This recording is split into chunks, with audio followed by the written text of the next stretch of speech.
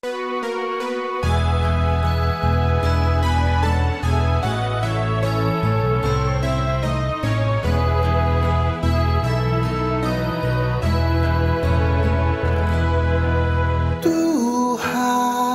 adalah gembalaku, takkan kekurangan aku.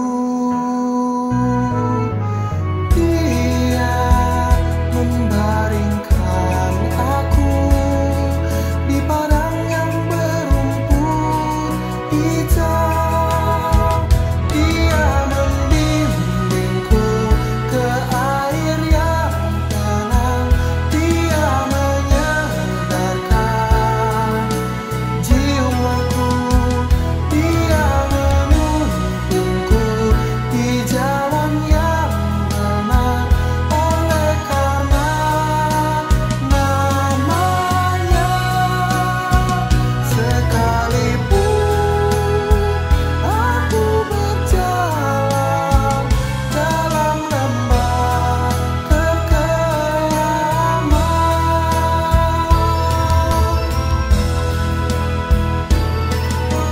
aku tidak takut bahaya, sebab Engkau besertaku.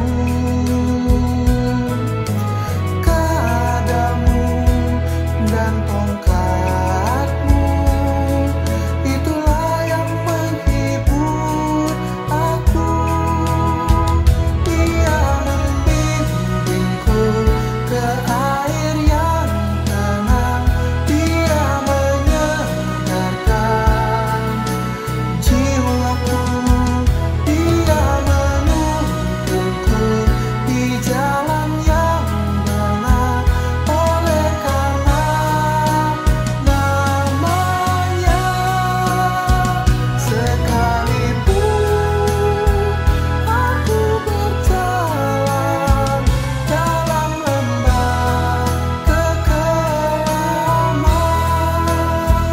Dia membimbingku ke air yang tenang. Dia menyegarkan jiwaku. Dia menuntunku di jalan yang benar. Oleh karena namanya, sekalipun aku berjalan dalam lembah kekelaman, dalam lembah kekelaman.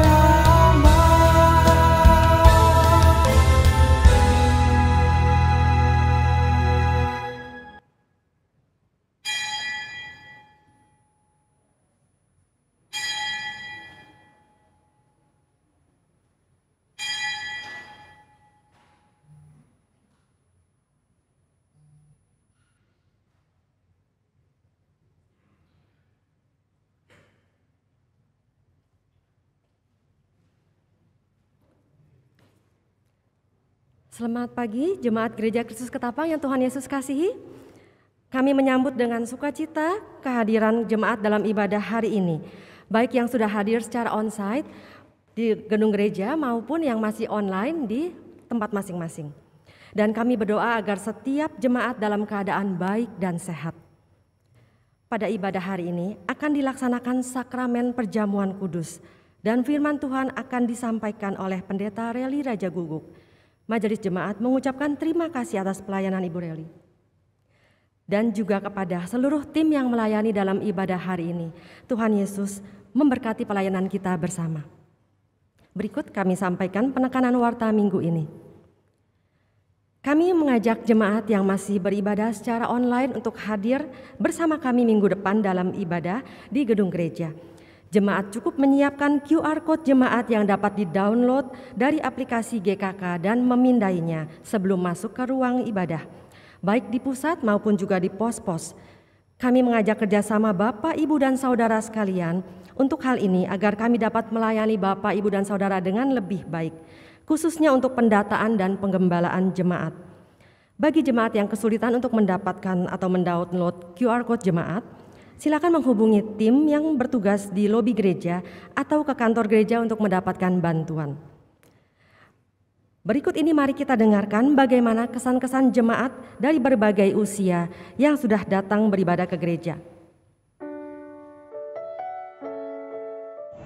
Karena bisa ketemu teman-teman lama lagi, bisa kontak-kontak langsung, bisa ngomong dan bisa tatap wajahnya langsung. Kalau saya ngajak sholat minggu, kalau minggu ada online, jadi harus datang ke gereja.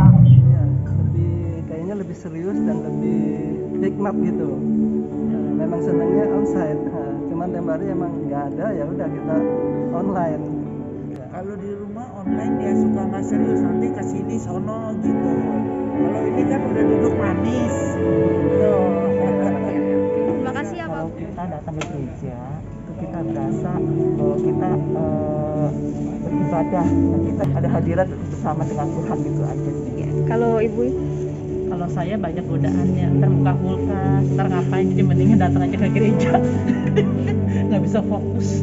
Karena kalau datang ke gereja secara langsung gini, ya kita bisa ketemu sama jemaat yang lain juga, dan ya kita juga bisa lebih fokus juga, ibadahnya lebih hikmat, dan ya senang aja bisa kembali hadir di gereja, ya bisa memuji Tuhan bersama-sama.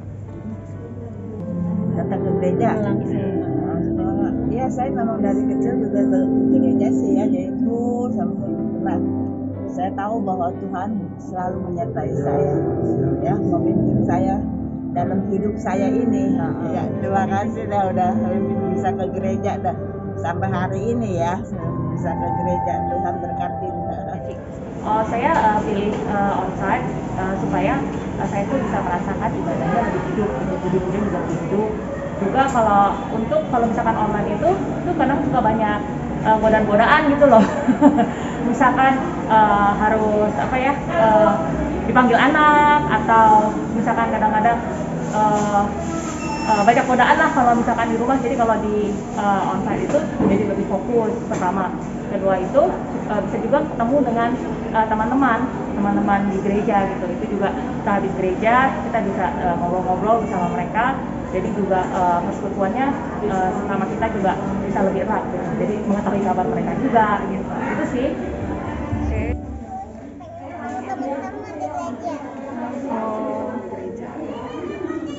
Terus datang ke onsite. Senang nggak? Sekarang kan udah lama nggak datang ke gereja, terus sekarang udah bisa datang lagi, ya kita ke gereja lagi, bisa ikut kerja bareng-bareng sama teman-teman saudara seiman. Iya, tapi kan kalau secara online kan kadang suka terganggu masalah internet atau gimana gitu, jadi kan pemakaiannya lebih nggak maksimal gitu. Iya. Karena bisa ketemu dengan teman, bisa ibadah pas ketemu guru-guru sekolah minggu, bisa ketemu guru-guru, bisa melihat video.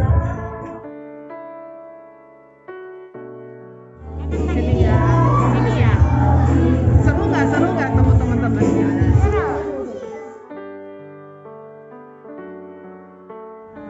Karena justru udah ini sih, kangen sih melayani, karena kan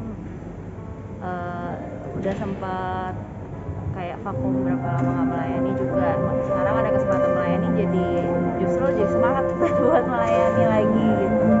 Kangen juga.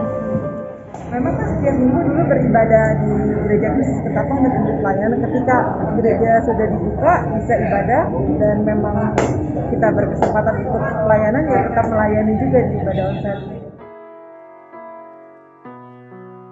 Saya nggak takut, ya memang pertama punya Tuhan Yesus, yang kedua saya kan udah divaksin, jadi bukan cuma datang tanpa persiapan, kondisi tubuh saya sehat dan saya sudah divaksin sampai booster gitu ya. Tetap protokol kesehatan menurut saya sih selama itu dijalani tidak menjadi masalah. Ya karena memang harusnya begitu sih. Apalagi kan saya ingat jangan meninggalkan ibadah pertemuan ibadah begitu seperti pada kebiasaan orang lain. Jadi kalau misalkan ibadah aja jangan ditinggalin, apalagi pelayanan gitu kan nggak mungkin pelayanan online. Jadi lebih baik memang tetap melayani Tuhan. Pasti pengap itu pasti secara fisik, tapi bagi saya sih itu nggak gitu ada masalah ya, karena toh bisa juga nyanyi gitu.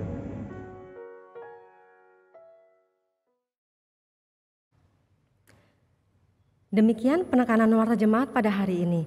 Warta jemaat lengkap yang disediakan dalam bentuk digital tersedia di mobile apps Gereja Kristus Ketapang. Tuhan Yesus memberkati. Shalom jemaat yang dikasihi Tuhan. Sungguh kita bersyukur oleh anugerah Tuhan. Tuhan boleh pelihara kita. Biarlah rahmat Tuhan bersama dengan kita yang ada di ruang kebaktian ini maupun yang ada di rumah masing-masing. Saya mengundang kita semua untuk bangkit berdiri. Marilah kita beribadah dengan sebuah kesadaran dan pengakuan yang sungguh-sungguh. Seperti Mazmur 5 ayat 8 dan 9 berkata, "Tetapi aku, berkat kasih setiamu yang besar, aku akan masuk ke dalam rumahmu, sujud menyembah ke arah bait-Mu yang kudus, dengan takut akan Engkau. Tuhan, tuntunlah aku dalam keadilan-Mu, karena seteruku, ratakanlah jalan-Mu di depanku." Suci, suci, suci.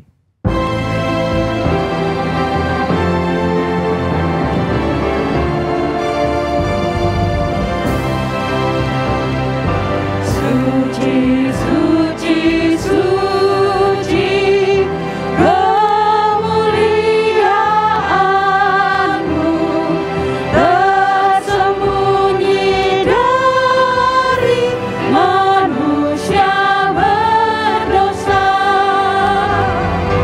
Tiada lain yang suci yang harus ku sembah.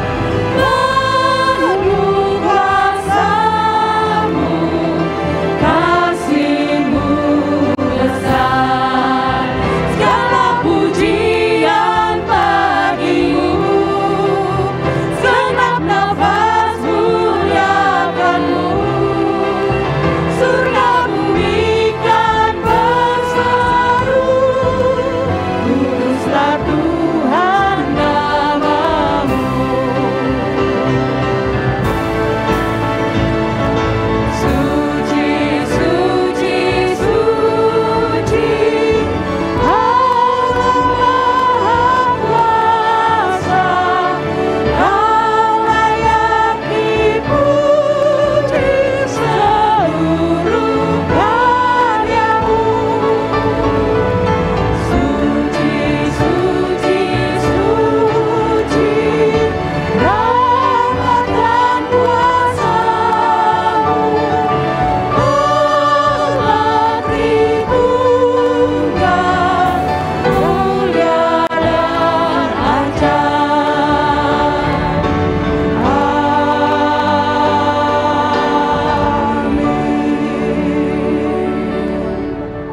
Pertolongan kita dalam ibadah ini ialah datangnya dari Tuhan yang menjadikan langit dan bumi. Allah yang maha kasih, yang kasih setianya kekal sampai selama-lamanya. Kasih karunia dan damai sejahtera dari Allah Bapa kita dan dari Tuhan Yesus Kristus menyertai saudara. Amin.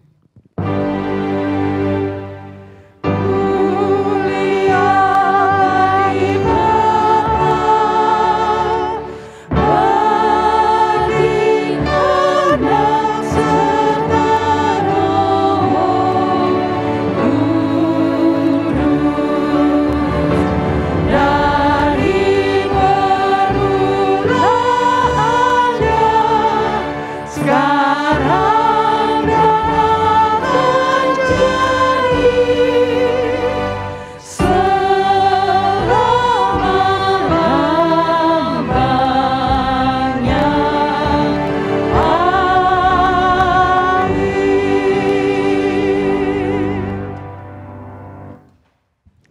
Jemaat yang dikasihi oleh Tuhan kita Yesus Kristus, nas pembimbing kita hari ini dari Galatia 2 ayat 2 sampai 6. Demikian firman Tuhan. Bertolong-tolonglah menanggung bebanmu, demikianlah kamu memenuhi hukum Kristus. Sebab kalau seorang menyangka bahwa ia berarti, padahal ia sama sekali tidak berarti, ia menipu dirinya sendiri.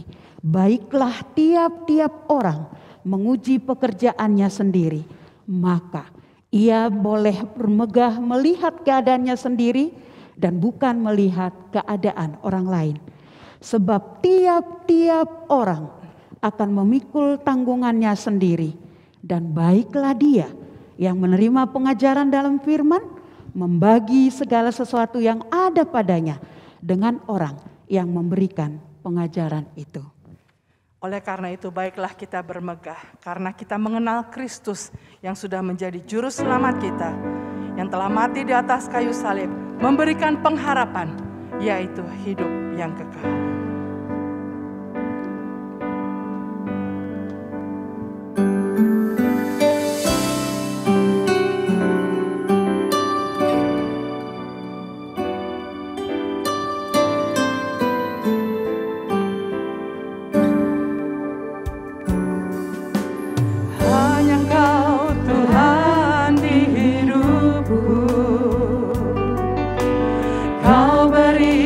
Hidup yang baru,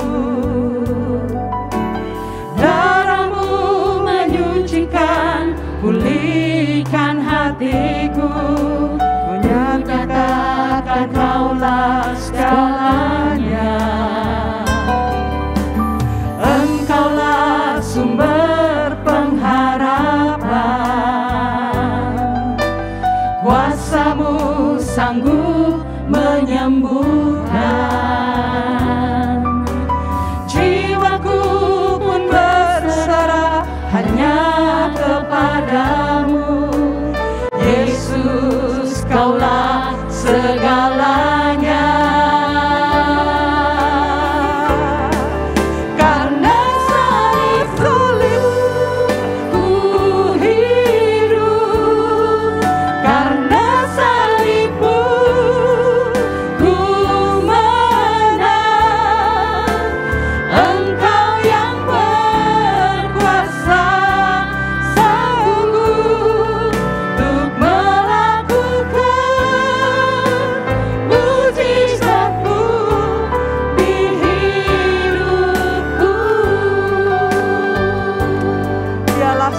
pengharapan dalam kehidupan kita. Engkaulah sumber pengharapan, kuasamu sanggup menyembuhkan. Jiwaku pun berserah hanya kepadamu, Yesus, kaulah segalanya. Tuhan, karena salibmu ku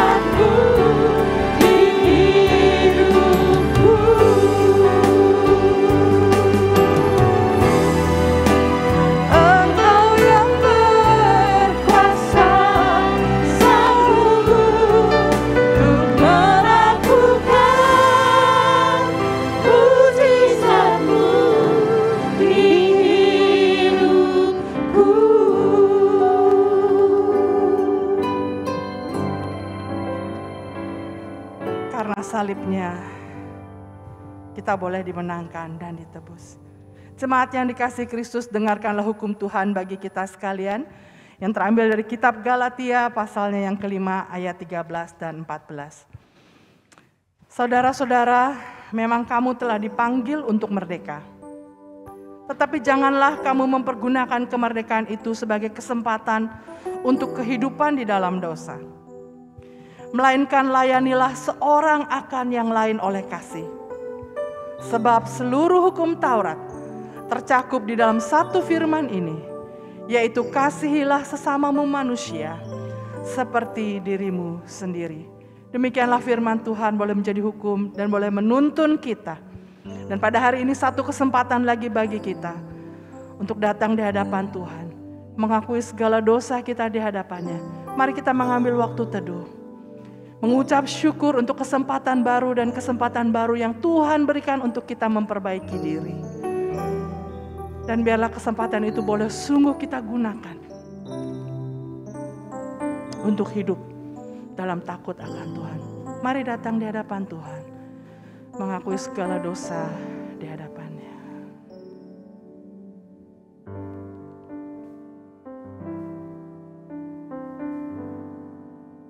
Yesus.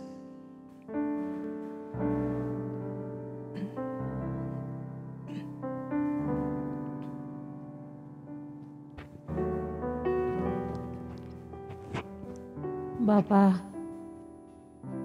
ini kami anak-anak-Mu datang ke hadapan-Mu. Kami mengakui segala keberdosaan kami, mengakui segala kegagalan kami. Dan hari ini tema khotbah mengingatkan kami supaya kami bermegah di dalam salib Kristus. Ampuni kami ya Tuhan, jika anugerah yang Tuhan berikan dalam hidup kami,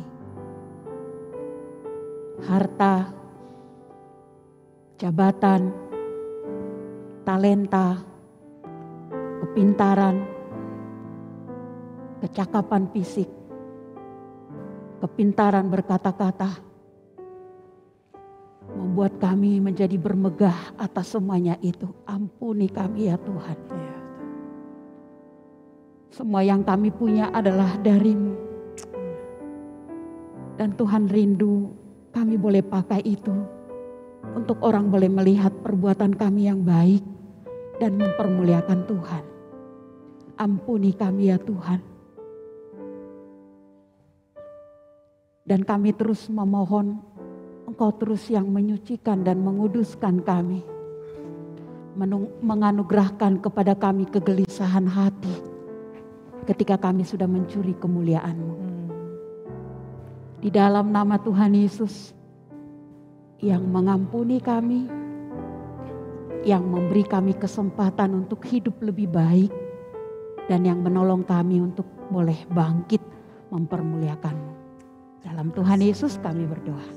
Amin. Jemaat yang dikasihi Tuhan, saya mengundang kita untuk bangkit berdiri. Bagi setiap kita yang mengaku dosa dengan sungguh-sungguh dan mau bertobat, dengarlah berita pengampunan yang terambil dari Roma 5 ayat 15 sampai 17. Tetapi karunia Allah tidak sama dengan pelanggaran Adam. Sebab jika karena pelanggaran satu orang, semua orang telah jatuh di dalam kuasa maut, jauh lebih besar lagi kasih karunia Allah dan karunia-Nya yang dilimpahkannya atas semua orang. Karena satu orang, yaitu Yesus Kristus. Dan kasih karunia tidak berimbang dengan dosa satu orang. Sebab penghakiman atas satu pelanggaran itu telah mengakibatkan penghukuman. Tetapi penganugerahan karunia atas banyak pelanggaran itu mengakibatkan pembenaran. Sebab jika oleh dosa satu orang, maut telah berkuasa oleh satu orang itu, maka lebih benar lagi mereka yang telah menerima kelimpahan kasih karunia dan anugerah kebenaran akan hidup dan berkuasa oleh karena satu orang itu, yaitu Yesus Kristus. Berdasarkan firman Tuhan ini, Maka saya sebagai hamba Yesus Kristus memberitakan kepada kita bahwa pengampunan dosa telah berlaku bagi kita semuanya di dalam nama Allah Bapa, Putra, dan Roh Kudus. Amin. Syukur kepada Allah untuk kasih dan anugerahnya yang besar kepada kita. Mari jemaat dipersilahkan memberikan salam satu dengan yang lain dengan mengatupkan tangan di dada. Kita bersyukur karena ajaibnya Tuhan dalam kehidupan kita, menebus segala dosa kita dan bersuka cita. Marilah kita bersama-sama menaikkan pujian ini. Ajaib Kau Tuhan.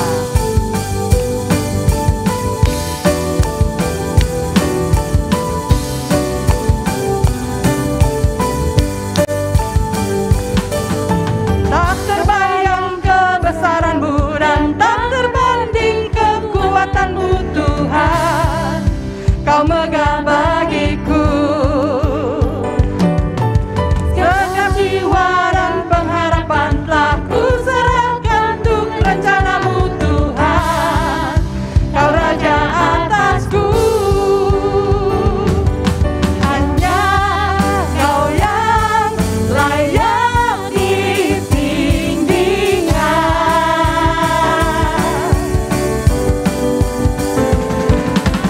Ajaib Kau Tuhan, agung dan perkasa.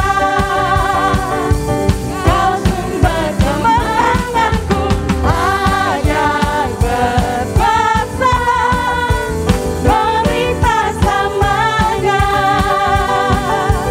Yesus Kaulah Raja mulia.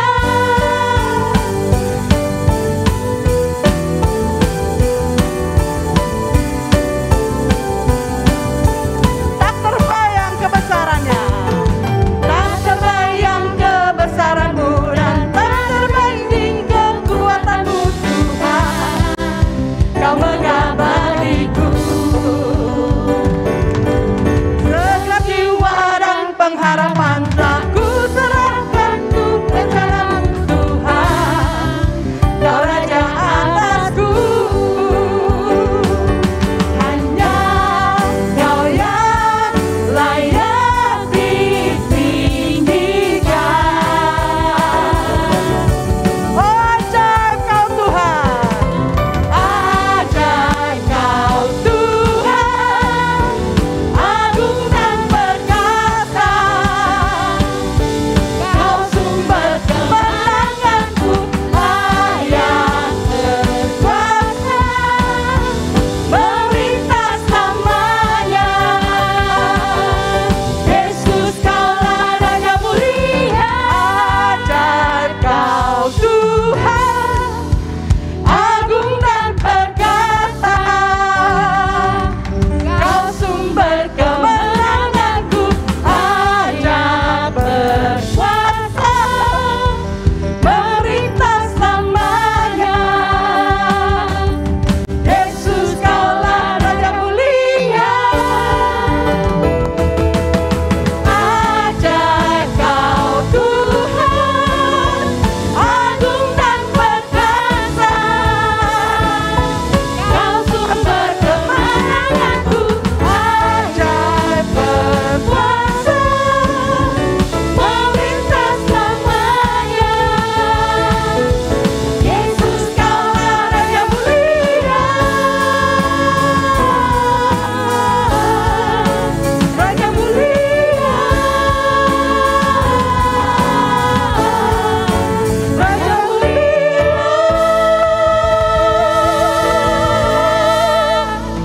Haleluya. Biarlah segala kemuliaan hanya bagi nama Tuhan. Silakan duduk Bapak Ibu Saudara sekalian. Dialah Raja yang kita sembah, Raja yang mulia, Raja yang telah menebus dosa kita dan memberikan kita pengharapan yang baru.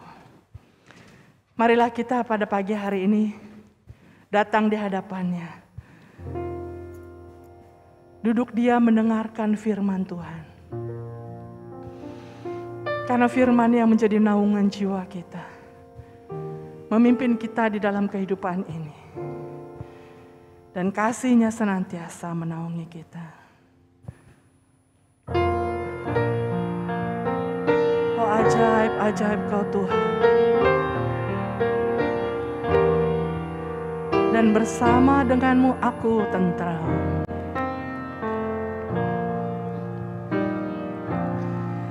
Ajaib Tuhanku Yesus Juru Selamat, besar kasih-Nya padaku. Naungan jiwaku yang kokoh kuat, tempat yang tenang dan teduh. Kasih Tuhanku, kasih Tuhanku menaungi aku, hidupku aman dan tentram. Kasih Tuhanku menaungi aku, di dalamnya aku tentram. Di dalamnya aku tentram.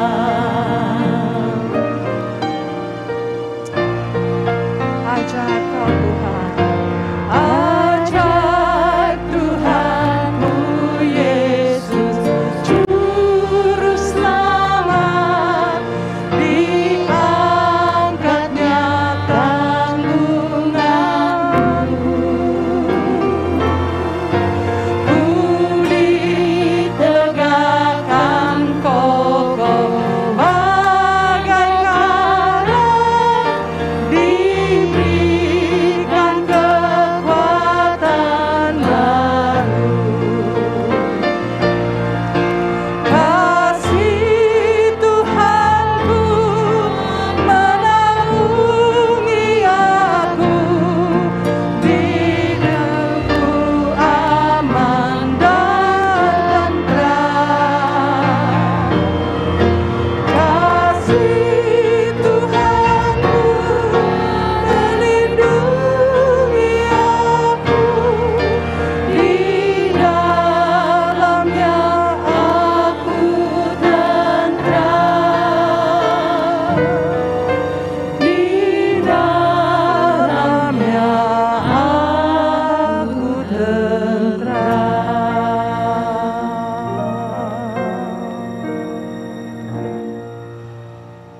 Benar ya Bapa, pujian ini menjadi ungkapan dan doa dari hati kami yang terdalam. Kasih Tuhan yang menaungi kami, kasih Tuhan yang memberi kami jaminan memiliki damai sejahtera di tengah-tengah musim kehidupan yang kami hadapi. Dan saat ini kami akan merenungkan kebenaran firman-Mu. Roh Kudus, hamba memohon belas kasihan-Mu, supaya setiap kami yang mendengarkan kebenaran firman sungguh dilawat oleh Tuhan, baik yang ada di dalam ruang kebaktian ini atau dimanapun jemaat yang saat ini sedang mendengarkan kebenaran firman. Hamba Tuhan pakai menjadi alat-Mu untuk menyampaikan isi hati-Mu. Lewat firman-Mu kami boleh ditegur, lewat firman-Mu kami boleh dihibur, dan lewat firman-Mu kami boleh dikuatkan. Berfirmanlah ya Tuhan, di dalam nama Tuhan Yesus kami berdoa. Amin. Shalom jemaat yang dikasihi Tuhan. Firman Tuhan hari ini yang kita belajar di dalam perjamuan kudus juga yang akan kita lakukan hari ini terambil dari Galatia 6 ayat 11 sampai ayat yang ke-18. Demikian firman Tuhan. Lihatlah bagaimana besarnya huruf-huruf yang kutulis kepadamu dengan tanganku sendiri. Mereka yang secara lahiriah suka menonjolkan diri.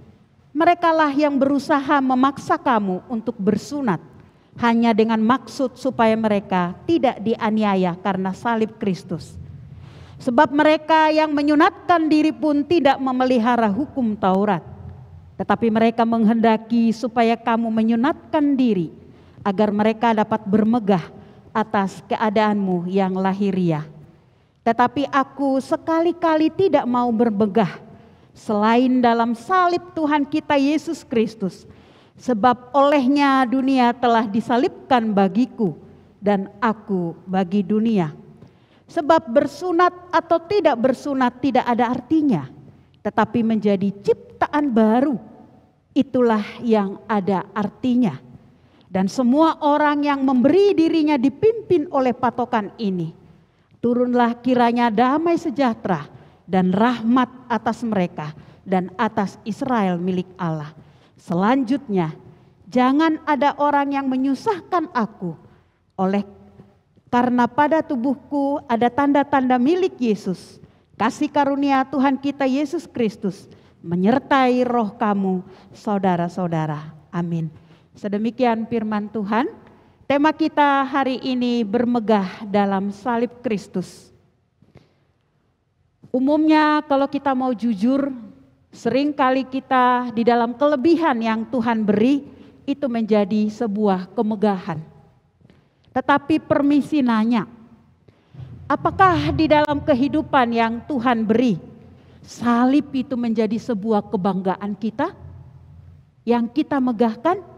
Jujur, seringkali salib bukanlah menjadi impian orang. Kenapa? Karena salib itu identik dengan penderitaan. Karena itulah bukan hal yang mudah bagi kita menerima, menikmati, menjalani salib di dalam hari-hari yang Tuhan beri. Tetapi luar biasa, ketika salib kita pahami dengan benar, maka salib itu yang membuat kita menjadi bermegah di dalam penderitaan, di dalam pergumulan yang Tuhan izinkan. Inilah yang terjadi dengan keluarga Nokseng. Lagu yang sering kita dengar, I have decided to follow Jesus. Mengikut Yesus, keputusanku. Itu adalah sebuah proklamasi, itu adalah sebuah ikrar, itu adalah sebuah kemegahan yang berkata bahwa salib itu menjadi kebanggaannya. Tetapi di balik ini adalah keluarga Nokseng yang tahun 1800-an di India, di kota Assam. Keluarga ini boleh mengenal Tuhan Yesus. Pada waktu itu para misionaris dari Eropa, mereka bersemangat untuk memberitakan Injil dan sampailah di India. Keluarga Nokseng boleh percaya kepada Tuhan Yesus. Dan kehidupan mereka yang diubahkan Tuhan membuat banyak juga penduduk di tempat itu menjadi percaya Tuhan. Penduduk di tempat itu adalah orang primitif yang terkenal dengan kanibal. Mereka bisa memakan sesamanya. Tetapi pengenalan dia, pengertian dia akan salib menyelamatkan mereka dan mengubahkan hidup mereka. Tetapi ini menjadi kegelisahan kepada kepala suku. Sehingga kepala suku mengumumkan bahwa semua masyarakat di tempat itu harus berkumpul. Dan orang-orang Kristen harus menyaksikan apa kepercayaan mereka. Dan kalau mereka tetap bermegah di dalam salib yang mereka percaya, maka harganya adalah kematian. Dan tibalah gilirannya kepada keluarga Nokseng. Ketika kepala suku berkata, Pak Nokseng, apakah engkau mau meninggalkan imanmu? Pak Nokseng berkata dengan kalimat yang pertama dia tuliskan ketika dia percaya Tuhan Yesus. I have decided to follow Jesus. No turning back, no turning back. Mendengar itu kepala suku berkata kepada anak buahnya, hujamkan tombak kepada kedua anaknya. Dan pada waktu itu kedua anaknya mati terbunuh. Lalu kepala suku berkata kepada Pak Nokseng, Pak Nokseng, jika kamu meninggalkan imanmu, maka istrimu dan kamu akan selamat. Tetapi Bapak Nokseng berkata, walau sendiri ku ikut Yesus, ku tak ingkar. Dan pada waktu itu juga tombak dinajamkan kepada istrinya dan istrinya meninggal. Kepala suku berkata, ini kesempatan terakhir Pak Nokseng. Apakah engkau mau meninggalkan imanmu? Bapak Nokseng yang mengerti salib yang menghidupkannya, salib yang mengubahkannya. Sehingga dia tetap mempertahankan imannya dan dia berkata, dunia di belakang, salib di depan. Dunia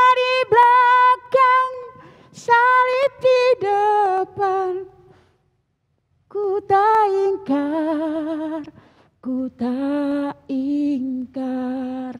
Pada waktu dia selesai menyanyikan, mengungkapkan, karena ini baru di aransemen lagunya, kemudian tombak ditajamkan dan Bapak Nokseng meninggal. Tetapi luar biasa pekerjaan Tuhan. Kepala suku dalam perjalanan waktu bergumul. Kenapa mereka mempertahankan imannya untuk sesuatu yang tidak masuk akal bagi saya? Tuhan melawatnya. Kepala suku menjadi percaya kepada Tuhan. Dan banyak penduduk di tempat itu menjadi percaya kepada Tuhan. Jemaat yang dikasihi oleh Tuhan. Pemahaman kita tentang salib mengubahkan hidup kita.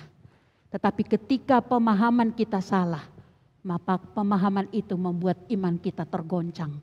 Inilah yang terjadi dengan jemaat di Galatia. Jemaat di Galatia dilayani oleh Rasul Paulus. Mereka sudah percaya kepada Tuhan. Tetapi kehadiran pengajar-pengajar sesat, di mana waktu itu di Galatia, yang sekarang adalah Turki.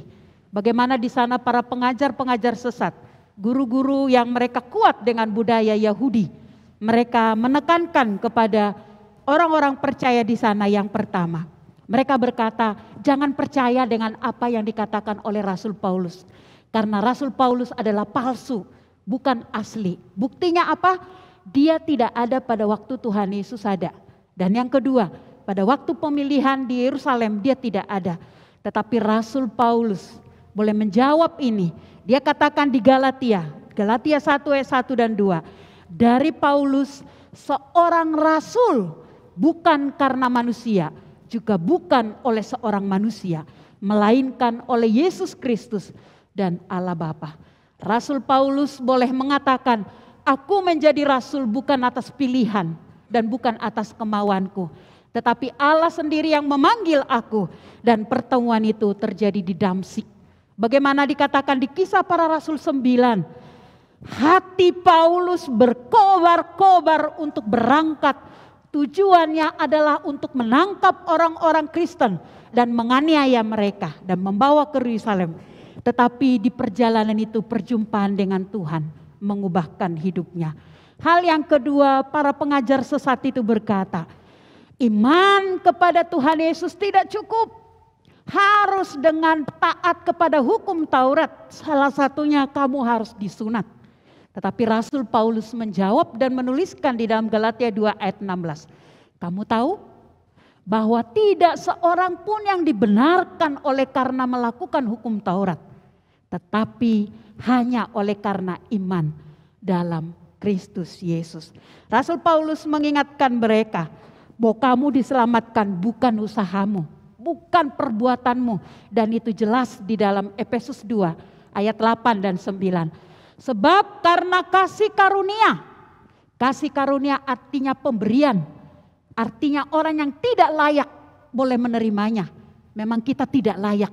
Saya pun sebagai hamba Tuhan dari sudut kelayakan tidak layak. Karena saya adalah manusia berdosa. Tetapi dilanjutkan, oleh kasih karunia kamu diselamatkan oleh iman. Bukan usaha, bukan perbuatan kita, tetapi oleh belas kasihan Tuhan.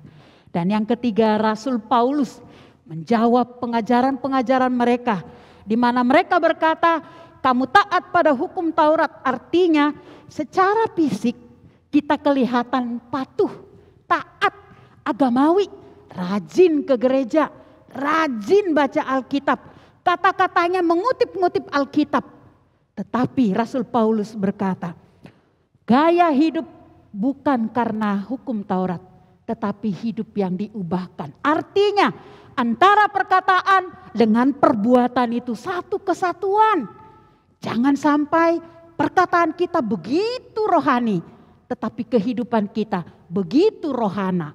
Itu yang diingatkan oleh Rasul Paulus. Sehingga Rasul Paulus berkata, pengajaran mereka sepertinya menakjubkan. Tetapi jemaat-jemaat Galatia, hati-hatilah terhadap topeng. Topeng yang terselubung. Sehingga tidak heran sampai masa kini pun ada lagu. Buka dulu topengmu, biar kulihat wajahmu. Rasul Paulus mau mengingatkan, ada sesuatu yang terselubung. sangat menyedihkan. Di ayat 12 yang kita baca ini, Rasul Paulus berkata, mereka bukan bermegah atas salib. Bahkan mereka tidak berani dan tidak mau teraniaya karena salib. Yang kedua, mereka menyuruh orang taat hukum Taurat hanya berkata, tapi mereka sendiri tidak pelaku. Yang ketiga, Rasul Paulus berkata, kemunafikan mereka. Bagaimana mereka menyuruh orang bersumat untuk selamat. Rasul Paulus tadi berkata, tidak. Kemegahan-kemegahan lahiriah yang tadi, apakah itu jabatan, apakah itu kepintaran kita, apakah itu usaha kita, apakah itu hal-hal lain karunia yang Tuhan beri, tidak bisa dibanggakan. Oleh karena itu Rasul Paulus berkata, hendaklah masing-masing kita bermegah dalam salib Kristus. Rasul Paulus dengan tegas berkata kepada jemaat di Galatia, tetapi aku sekali-kali tidak mau bermegah selain dalam salib Kristus. Rasul Paulus berkata, kalau aku mau berbangga, kalau aku mau sombong, aku juga punya kelebihan. Di dalam Filipi 3 jelas dikatakan di sana, aku adalah orang yang tidak bercacat terhadap hukum Taurat. Aku adalah penganiaya jemaat, artinya pada waktu itu dia posisi yang luar biasa secara agamawi. Atas seizin dialah Stefanus baru dihukum rajam. Kalau kita juga lihat di sana secara intelektual, dia di bawah bimbingan Gamaliel, berarti orang yang cerdas, dosen terhebat di dunia, dan tentu dia juga pintar. Dan secara ekonomi, pada waktu itu tidak mudah bagi saya kuliah, tapi dia bisa secara ekonomi, dia pun hebat. Secara suku, ada orang yang membanggakan suku, seperti pengajar ini, dia pun adalah suku orang Yahudi, dan dia adalah warga negara Romawi. Tidak ada, semuanya bisa dibanggakan. Hal yang kedua, secara dia mengenal Tuhan, pelayanan dia juga luar biasa. Dan yang ketiga, dia mengalami supranatural. Bagaimana rohnya diangkat ke tingkat ketiga dari surga. 2 Korintus 12 ayat 2. Tetapi apa kata Rasul Paulus? Apa yang dulu menjadi kebanggaanku, sekarang kuanggap sampah. Karena apa? Pengenalan akan Kristus. Bagaimana dengan kita? Apakah di dalam kemampuan, karunia, anugerah yang Tuhan beri kepada kita, kita pakai itu untuk kita kembalikan kepada kemuliaan Tuhan? Atau kita pakai kepercayaan itu, jabatan itu, kelebihan itu, menjadi menindas orang? Apa yang kita pakai itu? Atau itu menjadi batu sandungan? Biarlah hari ini lewat Rasul Paulus boleh mengingatkan kita. Mari, semua itu, kelebihan itu, engkau juga tidak akan puas selama-lamanya. Dari data yang banyak terjadi, orang-orang yang berkelebihanlah secara dunia yang banyak meninggal dunia. K-pop, para artis-artis Korea yang banyak penggemarnya. Pada akhirnya mereka pun mengalami kekosongan. Dan kekosongan itu memang hanya bisa ditemukan di dalam Kristus. Oleh karena itu di dalam perjamuan kudus yang hari ini kita lakukan, mengingatkan kita, salib itu menyelamatkan dan salib itu mengubahkan. Inilah yang dikatakan oleh Rasul Paulus. Mengapa kita bermegah dalam salib Kristus? Saya buat 2M. Karena salib itu menyelamatkan kita. Menyelamatkan kita dari cara pandang dunia, dari gaya hidup dunia kepada gaya hidup surgawi. Bahwa bagi orang-orang itu keagamaan, ketaatan untuk mendapatkan keselamatan. Padahal ketaatan itu adalah respon terima kasih kita kepada Tuhan yang sudah menyelamatkan kita. Pada waktu itu mereka menekankan syariat, sunat, syariat, hukum Taurat. Tetapi di dalam Kristus, salib itu mengingatkan kita era anugerah, era belas kasihan, era pengampunan, era kasih. Oleh karena itu jemaat yang dikasihi oleh Tuhan, Rasul Paulus berkata, memang semua kita sedang berada dalam tahta pengadilan Tuhan. Semua kita. Dan ketika buku kehidupan itu dibukakan, semua kita adalah manusia berdosa. Dan semua kita harus mendapatkan hukuman yang tidak main-main, yaitu maut. Tetapi oleh anugerah Tuhan, kita boleh ditebus bukan dengan harga yang murah, tetapi sebuah harga yang sangat mahal, yaitu diri Tuhan Yesus Kristus yang mati di kayu salib menggantikan engkau dan aku. Engkau dan akulah yang harus disalibkan.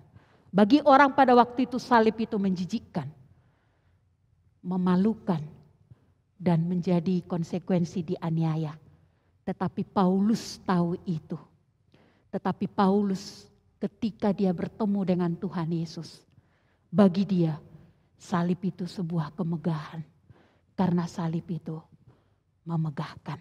Oleh karena itu seperti pujian yang tadi kita nyanyikan. Karena salibmu ku hidup. Semua kita mati secara rohani. Semua kita pengen keegoisan kita. Tetapi oleh salib Kristus kita boleh diselamatkan dari hal itu. Seorang tokoh berkata begini, keselamatan itu gratis, tetapi bukan murahan. Karena dibayar dengan harga yang mahal. Kita sudah lama percaya Tuhan Yesus. Seberapa kita menghargai salib Kristus.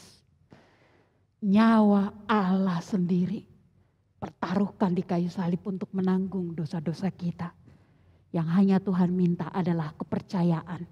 Inilah yang dialami oleh para pemain film pada waktu itu.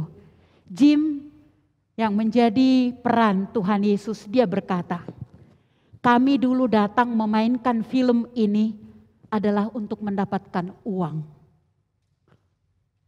Tetapi di dalam kami melakukan peran kami, di dalam film The Passion of the Christ, hidup kami diselamatkan.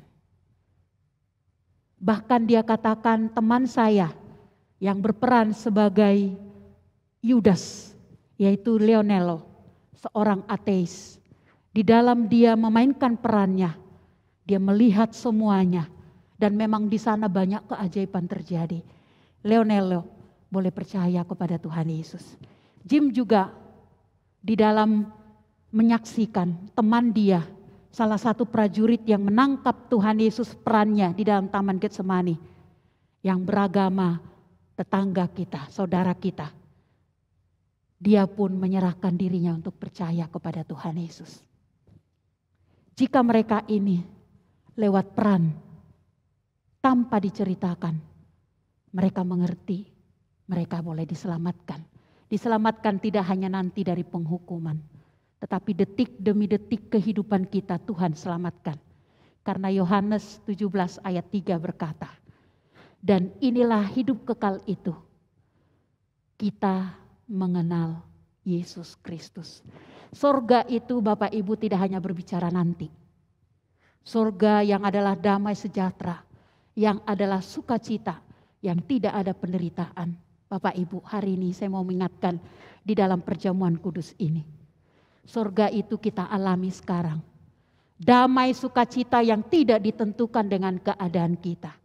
Keadaan kita membuat kita bisa terpuruk. Keadaan kita membuat kita menjadi kehilangan harapan. Keadaan membuat kita bisa menangis. Keadaan bisa membuat kita marah. Tapi ketika kita ingat kasih karunia Tuhan, membuat kita untuk takluk dan minta ampun di hadapan Tuhan. Hal yang kedua jemaat yang dikasihi Tuhan di dalam perjamuan kudus ini. Yang pertama kita boleh diingatkan. Kenapa kita bermegah? Karena salib itu menyelamatkan kita. Tidak hanya nanti tentang surga, tetapi surga di dalam setiap kehidupan kita. Hal yang kedua adalah bahwa keselamatan itu mengubahkan. Kalau kita bisa melihat di sini Rasul Paulus berkata, bukan masalah hukum Taurat, tetapi menjadi ciptaan yang baru. Apa itu artinya ciptaan yang baru? 2 Korintus 15 dikatakan, tetapi siapa yang ada dalam Kristus, ia adalah ciptaan yang baru, yang lama sudah berlalu, sesungguhnya yang baru sudah datang. Artinya ada perubahan hidup. Hidupku bukannya aku lagi, tapi Yesus di dalamku. Artinya hidup kita berubah walaupun proses. Tidak langsung seperti ini. Apakah hidup kita saat ini hidup yang stagnan? Orang-orang di sekitar kita, keluarga kita boleh berkata tidak ada perubahan.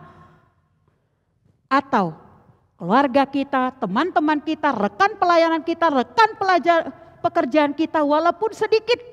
Mereka berkata orang ini mengalami perubahan. Apa situasi yang saat ini kita alami? Saya mengutip sebuah kesaksian dari seorang preman. Yang dia dipenjara, yang dia menjadi buronan. Tapi hidupnya diubahkan ketika dia mengalami perjumpaan dengan Tuhan. Mari kita saksikan.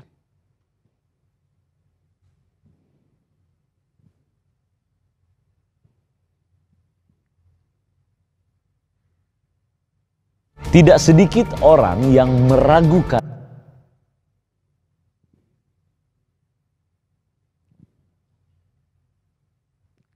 Tidak sedikit orang yang meragukan pertobatan preman seperti saya. Tetapi kalau Tuhan sudah berkehendak, kalau Tuhan sudah bekerja, siapa yang dapat mengelak? Nama saya Michael Ponelo, saya asal dari Manado. Dari masa kecil saya mengalami hal-hal yang sangat buruk, di mana papa dan mama saya berpisah. Papa menikah dan menikah lagi, mama juga nggak mau kalah. Mama saya juga adalah seorang pemabuk. Mama saya sebagai pekerja malam menjadi kurir bandar narkoba. Lalu dia menikah dan menikah lagi dengan tujuan dia mau menolong kami, anak-anaknya. Tetapi yang dilakukan oleh mama justru membuat hati kami terluka. Karena merasa terhina, merasa dipermalukan. Saya itu sangat marah sekali ketika saya ingat waktu saya sekolah. Lalu teman-teman saya katakan dia punya mama adalah. Oh, itu saya berantem sampai berdarah-berdarah karena saya nggak terima. Bagi saya dan kakak saya, mama sudah membuat kami malu. Ya, kalau papa kita sudah nggak bahas karena bagi kami papa sudah seperti nggak ada gitu. Pergaulan saya menjadi pergaulan yang buruk. Saya hidup di dunia preman. Dari remaja kami sudah berjuang sendiri. Kakak saya udah putus kuliah, saya udah putus sekolah. Lalu udah mulai mencari nafkah. Saya sudah menjadi perokok, saya sudah menjadi peminum. Bahkan saya juga sudah mengkonsumsi narkoba-narkoba jenis lain di usia di mana saya masih SMP. Dari SMP sudah rusak berat. Dari Manado saya ke Jakarta. Di Jakarta masuk ke dunia malam. Ya kan, lalu jadi bandar narkoba, mulai juga mendapatkan uang. Nah, kejahatan yang kami lakukan terus bertambah. Wah, sempat pernah mau mencari Tuhan. Saya pernah datang di gereja, tapi saya ditolak. Ketika saya masuk di gereja itu, setelah ibadah, malah saya diusir. Pendeta mengatakan, kamu datang di gereja bikin takut jemaat yang saya layani. Saya keluar dari gereja itu, saya lebih hancur lagi kehidupannya. Dalam pikiran saya begini, ya mungkin saya sudah ditakdirkan seperti ini. Ya mungkin saya akan mati dengan narkoba, mungkin saya akan menjadi orang yang jahat. Ya udah, mungkin ini udah jalan hidup saya. Saya jadi agen penyedia penari striptis, saya hidup di dunia mafia. Saya masih begitu muda, tetapi saya sudah berteman dengan mafia besar di kota Jakarta. Ya bersama dengan kakak saya juga. Mazmur 139, ayat yang ke-13-14. Bahwa Tuhan menjadikan hidupku, menciptakan hidupku dahsyat dan ajaib. Berarti saya boleh ada di dunia ini bukan hanya karena papa dan mama saya.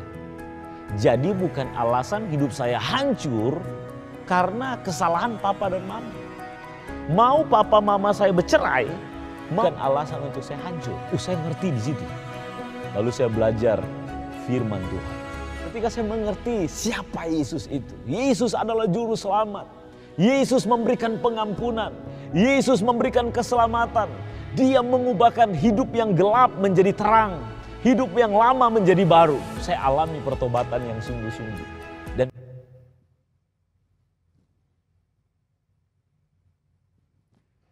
jemaat yang dikasihi oleh Tuhan. Setiap kita punya pergumulan. Setiap kita punya black spot. kita punya kelemahan. Tetapi kita mau belajar dari Rasul Paulus pun, seorang penganiaya, seorang pembunuh, menjadi orang yang membawa orang kepada Tuhan. Dulunya dia membawa orang supaya menyangkal Kristus. Tetapi setelah dia mengalami perjumpaan dengan Tuhan, hidupnya diubahkan dan dia menyerahkan hidupnya kepada Tuhan. Seumur hidupnya dia boleh pakai untuk melayani Tuhan. Sekalipun dia harus keluar masuk penjara, tapi imannya tetap setia kepada Tuhan. Jika kita dengar kesaksian tadi dari Bapak ini, dia memang dari latar belakang keluarga yang broken home. Keluarga yang begitu menyedihkan. Dan bagi dia menjadi besar menjadi orang yang tidak ada harapan. Tetapi perjumpaan dia dengan Tuhan mengubahkan hidupnya. Jemaat yang dikasihi oleh Tuhan. Biarlah hari ini di dalam kita juga perjamuan kudus ini.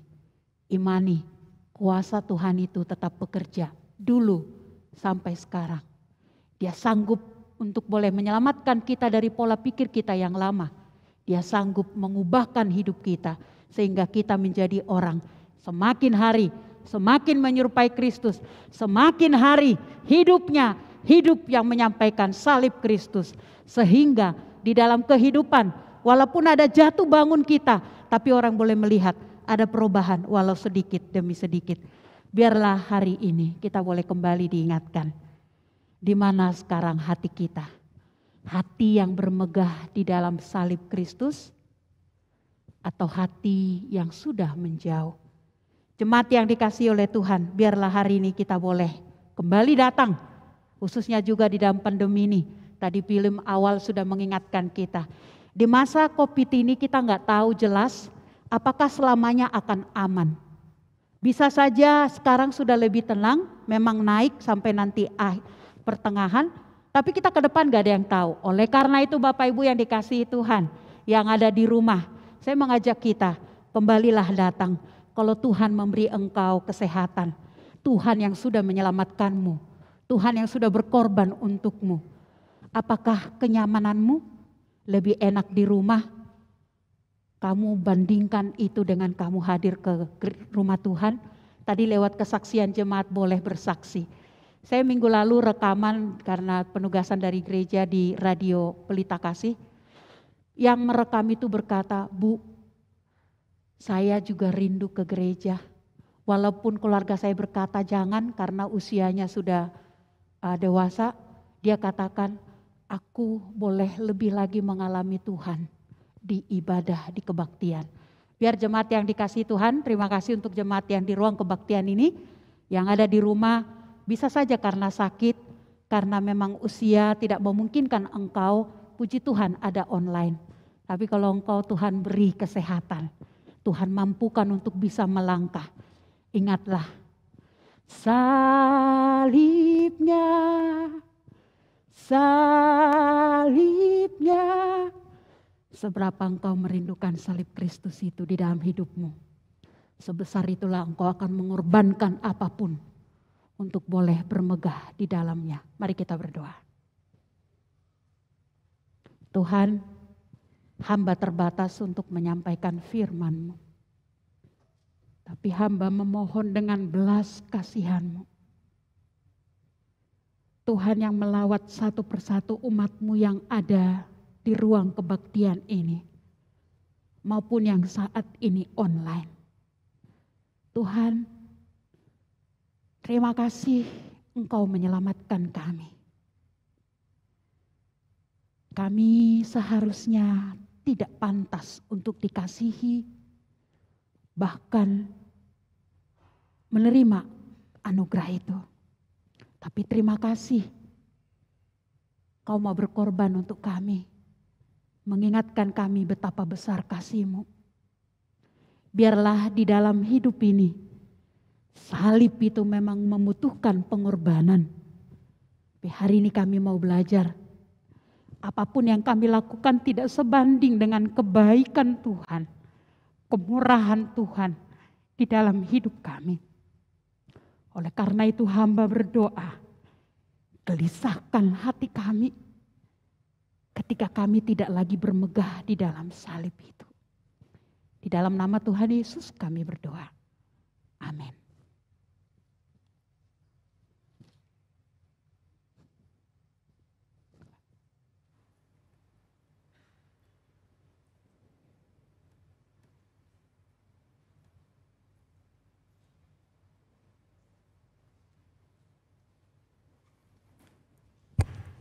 Jemaat, saya undang untuk bangkit berdiri.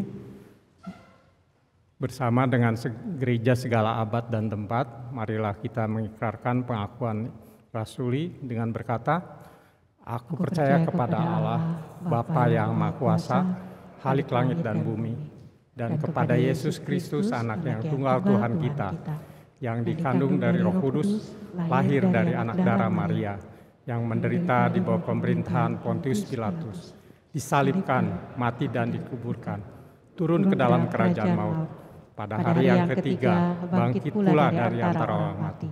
Naik ke surga, duduk sebelah kanan Allah, Bapa yang Maha Kuasa, dan akan datang dari sana untuk menghakimi orang yang hidup dan yang mati.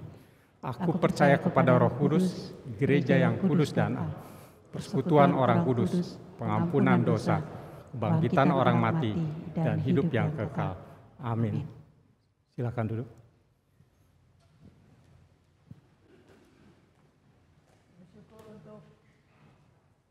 Firman Tuhan.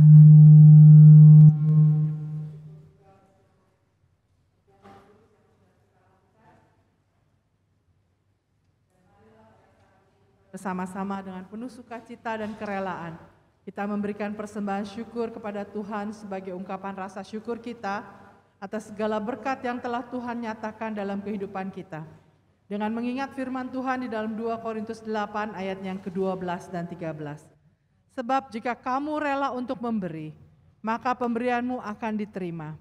Walau pemberianmu itu berdasarkan apa yang ada padamu, bukan berdasarkan apa yang tidak ada padamu. Sebab kamu dibebani bukanlah supaya orang-orang lain mendapat keringanan, tetapi supaya ada keseimbangan. Bapak Ibu Saudara, seperti biasa kita akan memberikan persembahan dengan beberapa cara. Yang pertama dengan transfer bank, yang kedua dengan melakukan scan QR code. Kalau Bapak Ibu Saudara yang hadir di tempat ini bisa scan di seputaran tempat duduk Bapak Ibu.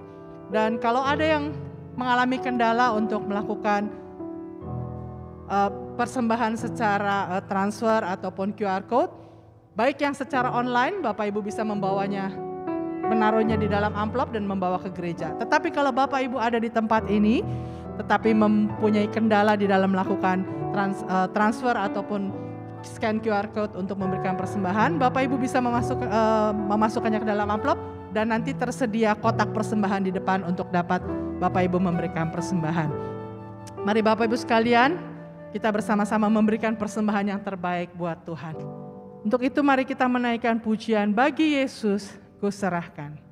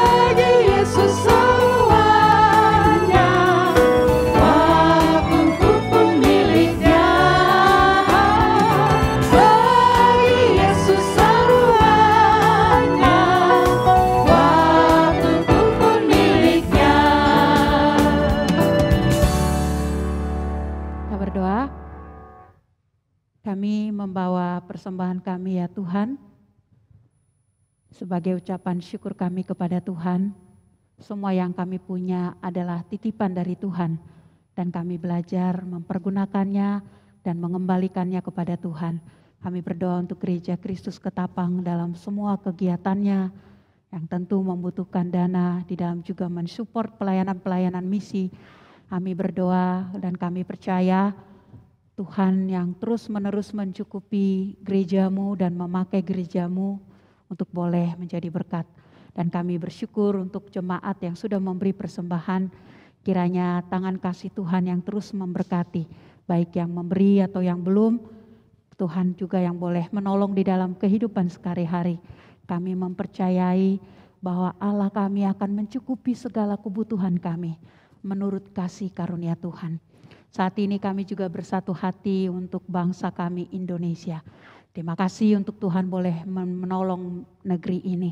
Terima kasih Tuhan boleh bekerja bagi pemimpin-pemimpin negara kami.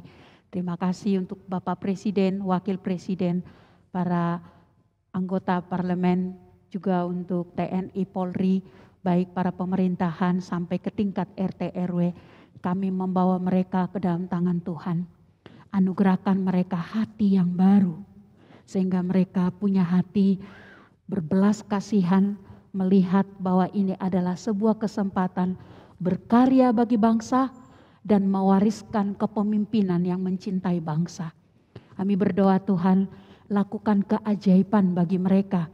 Ketika mereka taat, maka Allah sumber hikmat akan memberikan hikmat dan terobosan-terobosan, melakukan kemajuan-kemajuan jauh dari apa yang mereka pikirkan, rencanakan, agendakan oleh kuasa Tuhan. Maka akan banyak perubahan terjadi di negeri Indonesia, bahkan di setiap pelosok demi pelosok. Kami juga bersyukur untuk Bapak Presiden Jokowi, boleh Tuhan pimpin di dalam perkunjungan untuk ke Rusia maupun ke negara lain. Kami berdoa supaya percakapan-percakapan ketika kami melihat betapa Engkau Allah yang baik, yang memberikan kuasa dan karismat yang daripada Tuhan. Kami berdoa supaya Tuhan boleh menolong agar permusuhan yang terjadi antara Rusia dan Ukraina oleh kuasa Tuhan boleh didamaikan. Kami berdoa ya Tuhan, anugerah-Mu bersama bangsa. Dan kami berdoa juga untuk gereja-gereja Tuhan. Bangkitkan kami akan panggilan kami. Bahwa salib itu adalah sebuah kemegahan. Dan kami pun menghidupinya dan kami pun membagikannya.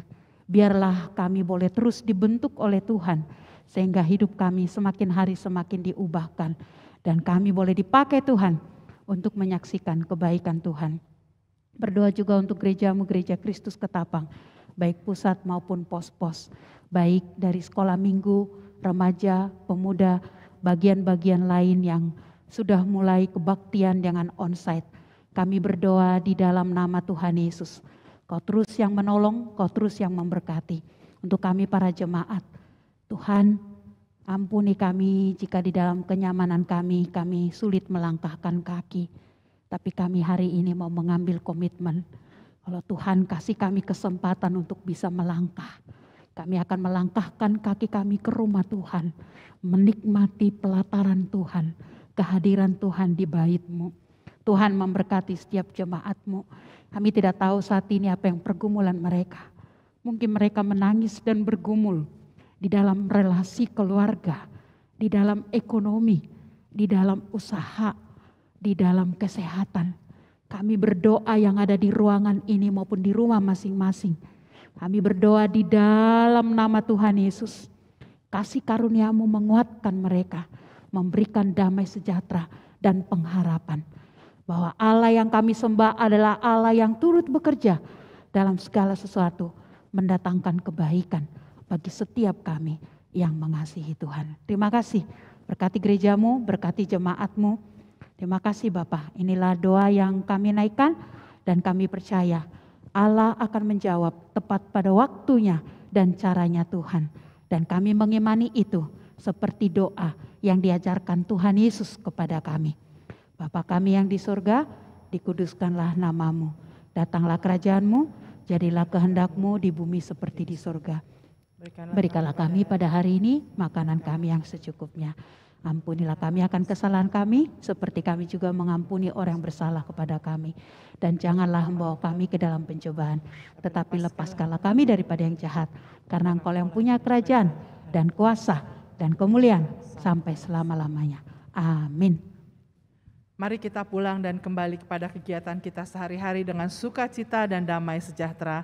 Marilah kita mengarahkan hati kita senantiasa kepada Tuhan dan berusaha untuk makin sungguh-sungguh mengenalnya dan siap menjadi saksi-saksinya yang setia. Dan bermegahlah di dalam Dia dan bersyukurlah sebab Yesus senantiasa bersama-sama dengan kita dan memimpin setiap langkah kita. Mari saya undang jemaat untuk bangkit berdiri.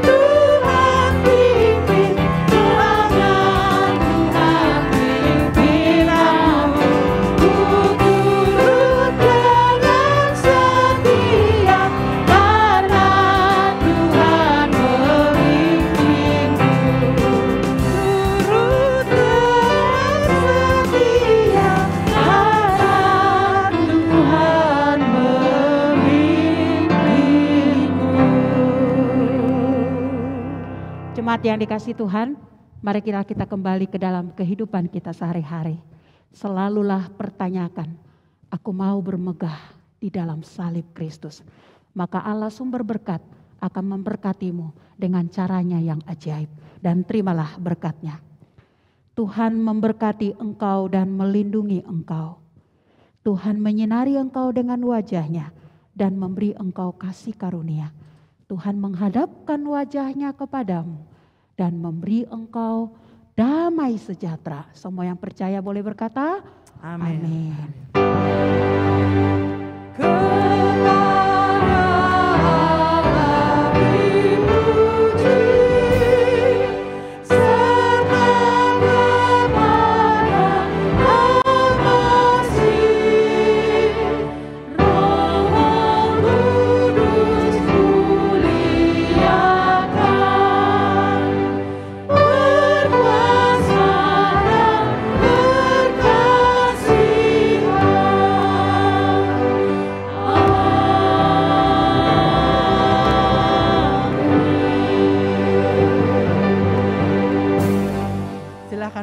Waktu teduh, ibadah selesai. Tuhan Yesus memberkati dan sampai bertemu dalam minggu yang akan datang.